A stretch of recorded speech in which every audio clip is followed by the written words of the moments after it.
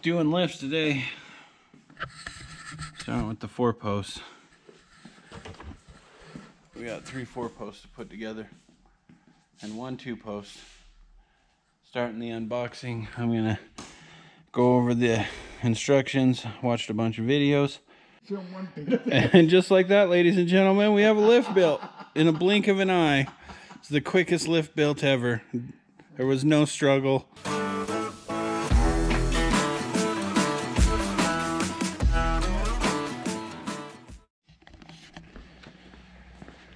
All right, well, we have 2 4-post BendPak lifts built. I'm gonna film this one, or at least some of this one. It's not gonna be a how-to video or anything like that. It's gonna be how not to. How not to. Which is, don't get your BendPak lift delivered broken. And we got our BendPak lift delivered broken, so they're shipping out a new pin, and we're gonna weld it on.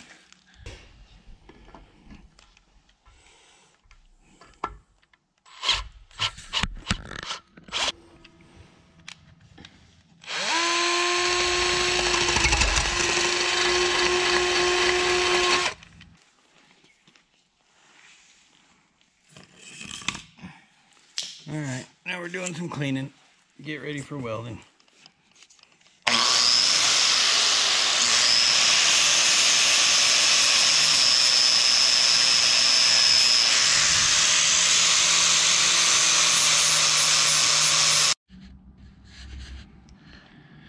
Alright, here's the new pin they sent us.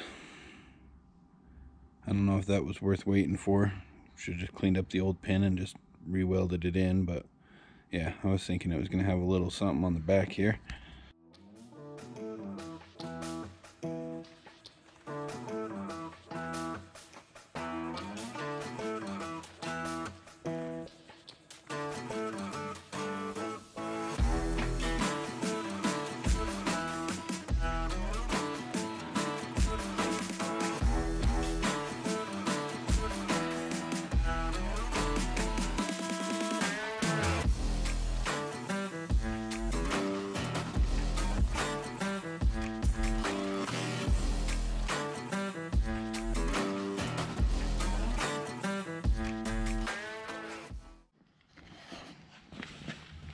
Alright, that crisis is taken care of.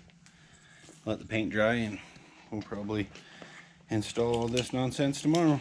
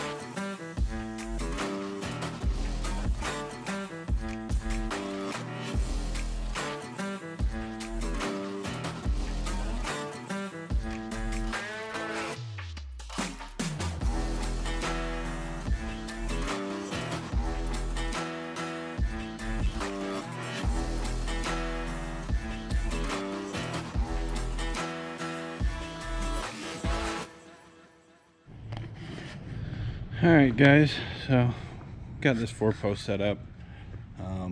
Did this all by hand. Got the 4 blocks on each post. That was the issue, that we had to weld. One of the pins was broken during shipping. So we got that in, got the ladders in, they're all tightened, the tops are up. So now it's time to bring in machinery to get the rails up, because those things are heavy. You could probably figure it out without a machine, but it definitely makes it much easier with the forklift or something. One big trick that Lex found out is when you're putting these ladders in, if you push the air safety, then this slides into its home and it doesn't go behind it. That's one big thing that we struggled with.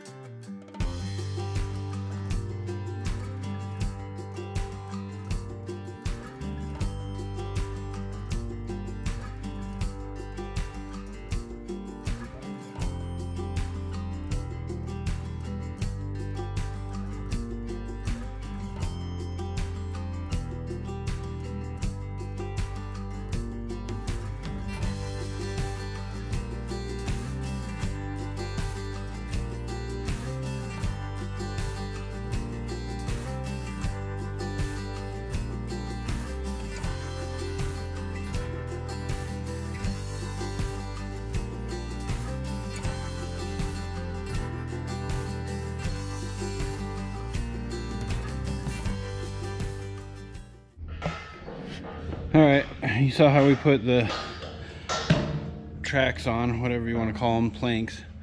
Our lift got a little out of square. We didn't struggle with that the second time we did it, but easy enough to fix. Got the bolts in, we'll go through and tighten these up. We're getting ready for cables. When they say to disengage this, so what you want to do is lift this side up, push that in, and then it'll sit down so it's not sitting on the airlock safety, it's sitting on the secondary safety. Now pulling pins, all these rollers, they call them sheaves or whatever, they're rollers. I don't care what anybody says, they're rollers. Go through and prep that. Looks like he's having something going on here. There we go.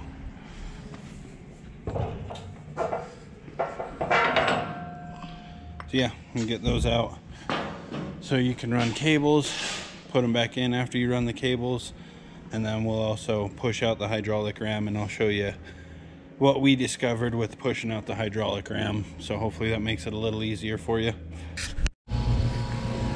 Alright, so we're getting ready to push out the hydraulic ram. So this, you've got your nut here, then a nut there. So that's the supply nut all the way up there by the top. This is the return nut. It says to take the shipping nut out of the return line, put air to it, and push it out. So we've done 2 of them now, and we've tried it both times. And what happens is if you leave that nut in place, you can push the ram out, and because of pressure, the ram will just suck all the way back in. And so what we've learned to do is to take this nut completely out so you can push air into it, and then loosen that nut up so there's no pressure still. So when you push the ram out, it stays out and it doesn't come back on you. So that's just a little trick that we learned along the way. Alright guys, so we just got the hydraulic ram pushed out. Like I said, you gotta, both those shipping nuts have got to come out for it to stay. If you only take one nut off, it doesn't stay. It pushes out and then it just starts coming back because of pressure. I don't think that that's in the instructions. It just wants you to take one nut out in the instructions, and we struggle with that for a very long time. The other thing that really threw us for a loop later in the build was this. So this is the flex tube. The flex tube that goes right there underneath, that you run the air hose, the return line, and the hydraulic hose to. So this bad boy here, it's the flex tube. Shit. So this is the flex tube.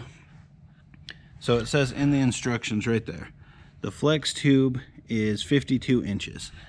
So if you were to measure it, let me fix this, my holder, everything's falling apart on me. Because, you know, that's what it does. Give me a second.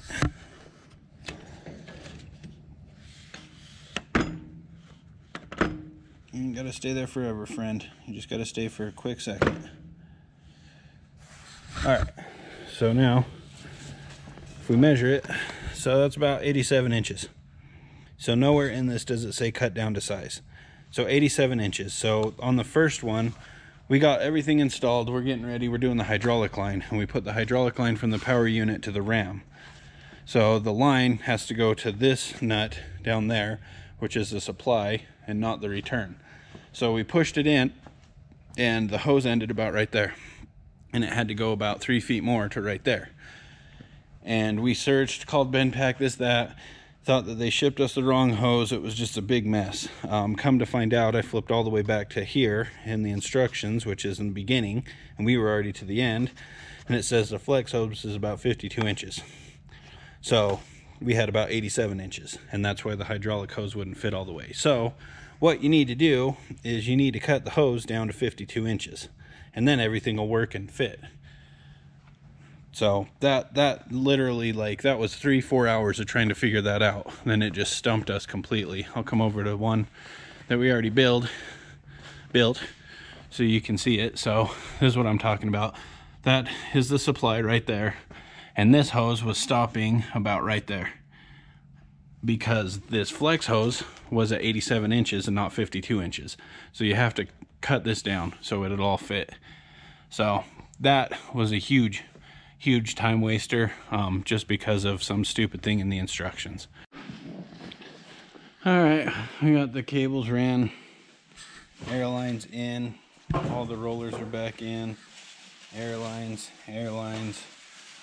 Not really any tips or tricks for that. Try to make everything as clean as you can to keep it tucked.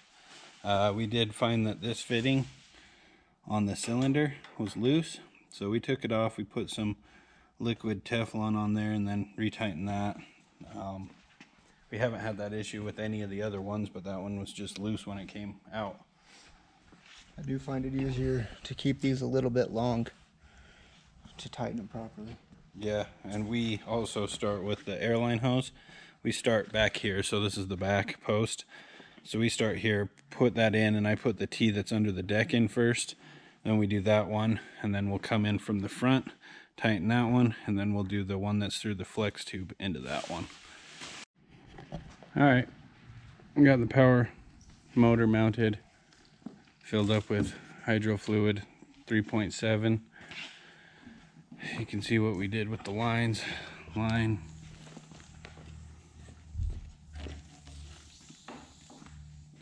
was kind of stupid. What? Just that leak. Leaking out of the truck. The truck's brand new. Nothing really crazy about that. Make sure you leave your hoses long enough. I don't like that setup. I mean, but you're not really left with many options with what we're given. Yeah. Grip tape, planks, rollers. There's this little tiny spring in here that you got to attach. You just got a screwdriver and helps the spring get in there. Other than that, we're pretty much done. I'm going to give it a test run or two, and lift's built. Make sure that when you're lifting, make sure that the cables stay in the little thing down here in the ram. That's kind of the most important part until you get tension on it. Then everything tightens up and lines up. So yeah, we're going to give her a test run.